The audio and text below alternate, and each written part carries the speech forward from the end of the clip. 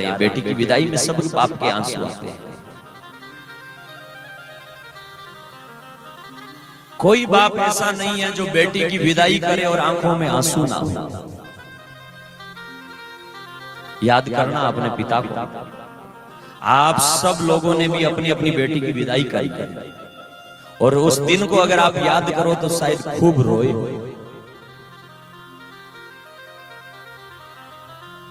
एक आदमी जो होता है वो बड़े से बड़े दुख को झेल लेता है, यहां तक कि परिवार में अपने निजी आदमी की मृत्यु हो जाती है तब भी नहीं रोता है। लेकिन जब बेटी की विदाई करता है तो बाप लुक लुक करके छिप छिप करके रोता है। किसी बहन को देखना, जब घर से विदाई के गीत गाए जाते हैं,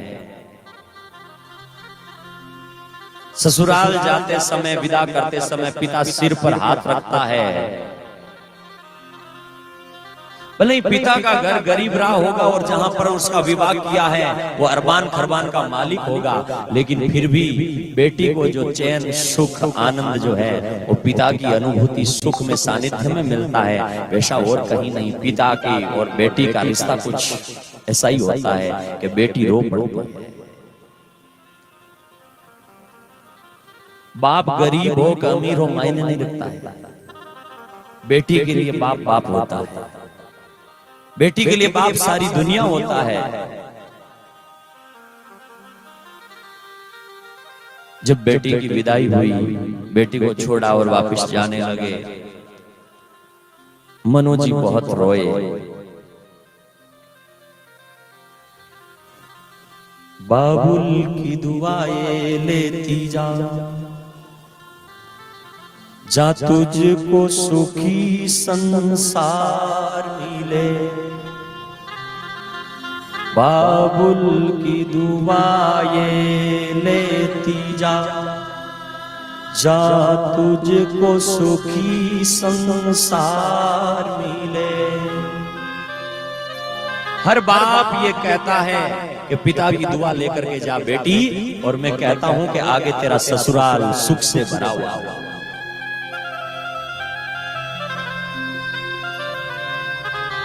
और एक बात कहूं, इन बहनों को देखना, जब घर में बहू आती है तो कई कई जगह पर उन बहुओं को दुख दिया जाता है। तब बहुत सारी मेरी बहनें ऐसी है जो जहर का घूंट पी करके भी ससुराल में रहती है। अरे ससुराल में उसे बहुत तंग किया जाता है, कहीं दहेज के लिए तंग किया जाता है, कहीं ताने मार मार के तंग किया जाता है, कहीं तुम्हारा पिता ऐसा है, तेरी माँ ऐसी है, न जाने क्या क्या कह करके ताने मारे जाते हैं। लेकिन वो बेटी सिर नीचे करके सुन लेती है। क्यों? क्योंकि वो बाप की इज्जत हमेशा रखनी चाहती है। लेकिन मेरे भाइयों याद रखना, वो बेटी तो सहन कर लेती है लेकिन भगवान तुम्हें माफ नहीं करेगा। किसी बेटी को अगर दुख दोगे ना तो केवल वो बेटी नहीं रोएगी, उस जगह पर उसका बाप भी रोएगा, उसकी मां भी रोएगी। और जब किसी बाप को यह सूचना मिलती है कि जिस ससुराल, जिस जगह पर मैंने बेटी का विवाह किया था, उस जगह पर बेटी को दुख मिल रहा है, वो बाप लोगों के सामने शायद हंसता होगा, लेकिन जब रात के समय सोने के लिए जाता है ना, उस समय महाराज वो छुप छुप करके रोता है कि बेटी को इतना दुख मिल रहा है, बेटी को इतना कष्ट मिल रहा है।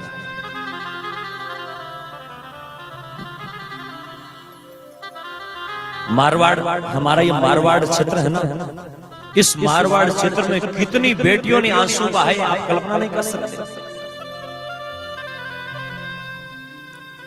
और विवाह कर दिया बालपणे में, बाल विवाह किया ना, छोटी लड़की को बना दिया।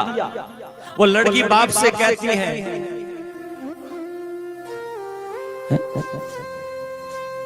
बाबुल तेरे अंगना की, ओ बाबुल तेरे अंगना की, मैं हूं एक चिड़िया रे, रात भर ठिकाना है, बस सुबह उड़ जाना है। बाबुल का ये घर बहना कुछ दिन का ठिकाना है। बाबुल का ये घर बहना कुछ दिन का ठिकाना है। बाबुल का ये घर बहना। एक बेटी के लिए बाप का घर भी पराया हो जाता है, और वो तो ऐसी हालात हो जाती है, आगे ससुराल भी खराब मिल जाए तो ससुराल वाले कहते हैं कि तुम पराये घर की है, और पियर वाले भी कहते हैं पराये घर की है। न जाने इन बेटियों को भगवान कैसे संभालता होगा। ये बेटी कितना दर्द संभालती होगी पता है। न इधर ठिकाना न इधर ठिकाना, और जाए तो कहां जाए। कितने कष्ट इन बेटियों ने झेले, कितने नेड़ों में आंसू बहे।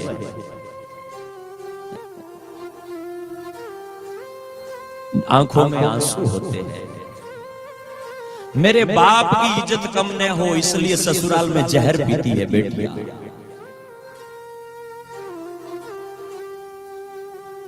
और कितनी बेटी आज भी पी रही है। कितनी बेटियों ने ये जहर के घूंट पिए हैं कि मेरा बाप जो है वो सीना उठा करके चले, इसलिए ससुराल की हजारों बातें जो है वो बेटी अपने कलेजे में दफन कर जाती है कि कोई बात नहीं, मेरे पिताजी राजी रहे, प्रसन्न रहे इसके लिए। लेकिन फिर भी उस बेटी को दुख दिया जाता है। और ससुराल में एक बात कहूं, ससुराल में बेटी होती है ना, भूखे रहना स्वीकार कर लेती है, लोगों के ताने सह लेती है, लड़ाई लड़ देती है अकेली पूरे परिवार के सामने भी। लेकिन जब उस परिवार में उस बेटी को बाप के बारे में गलत कहा जाता है तो उस समय बेटी की आत्मा रो पड़ती है, बहुत आंसू बहते हैं बेटी के। मैं तुमसे इस प्रसंग के माध्यम से कहूंगा, एक तो कभी किसी बेटी का बाल विवाह मत करना। दो चार लोग जब कोई बूढ़ा बड़ेरा स्वर्गवास हो जाता है तो उसके पीछे डोरा लेकर के बैठ जाते हैं कि एक छोरी तो बनानी पड़ी। ये बाल विवाह कर करके और कितनी बेटियों के आंसू बहाए, कितनी स्त्रियों को रुलाया है। बाल विवाह मत करो। और दूसरी बात, कभी अगर बेटी के जीवन में दुख आ जाए तो उस समय बेटी के दुख में सहायक बना करो, बेटी के दुख में सहायता करा करो। कभी ऐसा दिन न आ जाए कि वो बेटी दुनिया से ही चली जाए, इसलिए बेटी की सहायता किया करो, बेटी के साथ में रहा करो, बेटी के दुख दर्द को समझा करो। और घर में बेटी पराई है, बेटी पराई है, मेरी माताओं तुम भी ये मत कहा करो। ये पराये घर की नहीं है, ये बेटी जो है ना तुम्हारी कोख से जन्म लिए हैं।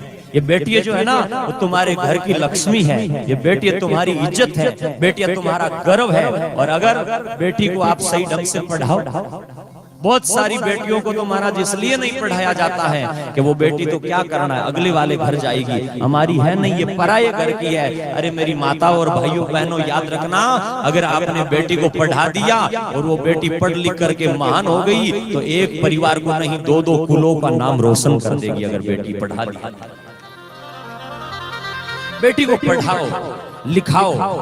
और बेटी जो होती है ना वो बेटी माँ की आत्मा होती है, पराई नहीं होती है, हमारे घर की होती है। इसलिए बेटियों की इज्जत करना सीखो।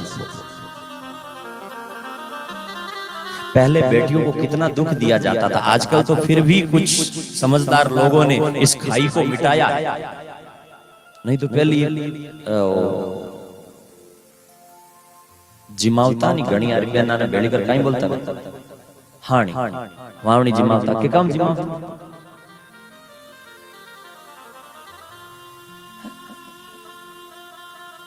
महाराज ए माता ही ना ए पिंडियो कर कर न छोरो है बापड़ो छोरो है बिना तो पिंडियो जिमा दे दिया छोरन जिमावती को जना कदे कदे महाराज भावनी जिमावता कि ई बानो मिले। आज भी अगर कपड़ा लाए तो कि बेटो है, बापड़ो बेटो है, और इतने कर कर सारा बेटा ने बिगाड़ दिया। अब मुझे समझ में नहीं आ रहा कि बेटी तुम्हारा नाम कितना ऊंचा करती है और बेटा कितना रुलाता है। कभी देखा? इसको भी देखिए, चौराहे पर इसमें पीने वाली कोई बेटी देखिए क्या आपने? यहाँ पर देखा है क्या? हाथ में अमल लेवड़ी कोई बेटी देखी? सिगरेट लेवड़ी देखी? हाँ, शहरों में अभी कल्चर खराब हो गया है, सिटियों में कल्चर खराब हो रहा है, पाश्चात्य संस्कृति लग रही है, गंदे लोगों का संग होने से ऐसा कुछ हो रहा है। लेकिन बेटी अमल नहीं लेती है, बेटी स्मेक नहीं लेती है, बेटी गलत मार्ग पर नहीं बढ़ती है। और माताओं से पूछो कि घर में 2 बेटे हैं, 4 बेटे हैं और 1 बेटी है, तो भी घर के कार्यों में सहयोग कौन करता है? बेटी करती है। और लेकिन उसमें गड़बड़ भी कुछ तो हमारी है, बापड़ो छोरो है, बापड़ो छोरो है, ऊं कर महाराज गड़बड़ कर रहे सारा। बेटी की तरह बेटों का ध्यान नहीं रखा, इसलिए बेटे बिगड़ गए। 4 बजे स्कूल की छुट्टी हो गई, अगर जे बेटी हाडी 4 तक घर नहीं आवे तो गरड़ा हगड़ा खड़ा हो जाए। छोरी कोने गई, छोरी कोने गई, हगड़ा महाराज अक्का बक्का हो जाए। छोरी कोने गई, छोरी कोने गई, अंजे छोरो 8 बजे नहीं आवे तो कोई पगा मत होवे कि आज ही के है, आज ही के है। अरे जैसे बेटी का ख्याल रखते हो वैसे वैसे बेटों का ख्याल रखो।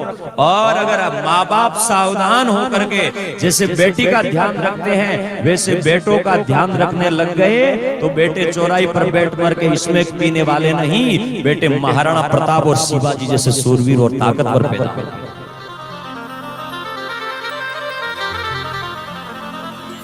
ये छोटेपन से संस्कारों में गड़बड़ आ जाती है। इसलिए मैं आपसे इस प्रसंग आ गया तो इसके माध्यम से मैंने कह दिया कि बेटे और बेटी में कोई भेद मत रखो। बेटा बेटी एक समान, दोनों समान हैं। बेटे और बेटियों को समान दर्जा दीजिए, पढ़ने वालों को पढ़ाइए, बाल विवाह को रोकिए। और बेटी जो होती है, बेटी की बाप का संबंध बहुत गहरा होता है। मनु जी ने अपनी बेटी को वहां पर करदम जी को हाथ में हाथ दिया और मनु शत्रुपा वहां से चले गए और बेटी से कहा, बेटी आज के बाद में तुम्हारा सारा जीवन ये करदम जी है। तुम्हारा पति है ना, ये पति ने परमेश्वर जान, थारा पति ने परमेश्वर जान, कन्या मारी ये।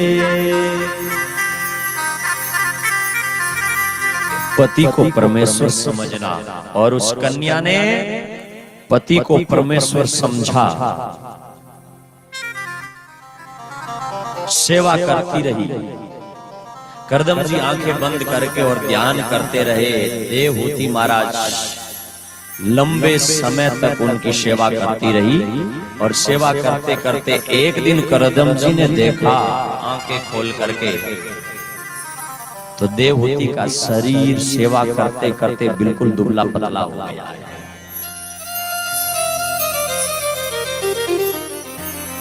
करदम जी ने उसके शरीर को देखा तो थोड़ी दया आई और उन्होंने महाराज मन से, वो तो पहुंचे हुए महात्मा थे, करदम जी तो बहुत महान ऋषि थे, उन्होंने मन से एक विमान पैदा किया और उस विमान पर सवार होकर के करदम और देवहूति लंबे समय तक विहार करते रहते हैं। सुंदर तालाब में फूलों के साथ में विहार करते हैं और कहते हैं कि वो विहार करने का समय कई वर्षों का था, लेकिन उनके एक मुहूर्त के समय जितना बीत गया दोनों के प्रेम में। और उसके बाद में करदम जी महाराज के द्वारा देवहूति के 9 कन्याएं हुई एक साथ में, और 9 कन्या होते ही करदम जो है वो जाने लगे, क्योंकि करदम ने इस शर्त के साथ में विवाह किया था कि तुम्हारे संतान होते ही मैं फिर सन्यास में तपस्या में चला जाऊंगा। करदम जी जब जाने लगे तो देवहूति ने हाथ जोड़े, पति देव मैं आपको तपस्या में जाने से मना नहीं करूंगा, आपने आपका वचन भी निभा दिया है, 9 कन्या भी मेरे हो गई है, लेकिन पतिदेव इन 9 कन्याओं का विवाह भी तो करना पड़ेगा। मैं अकेली स्त्री और तुम जब छोड़ करके जंगल में